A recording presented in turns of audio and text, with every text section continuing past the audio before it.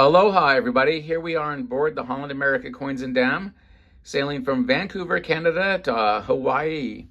We'll be on the ship for the next 21 days because we're going to do the Hawaiian cruise, and then we're going to stay on board to do a California coastal cruise.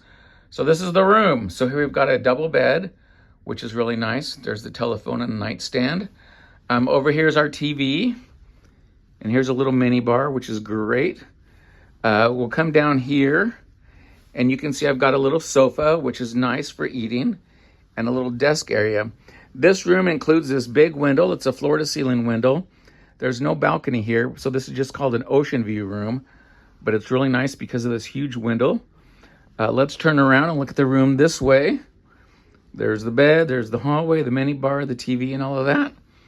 So this is going to be a great room for a long cruise to the Hawaiian Islands. So let's take a peek in the bathroom. You can see here we've got lots of storage, which is great.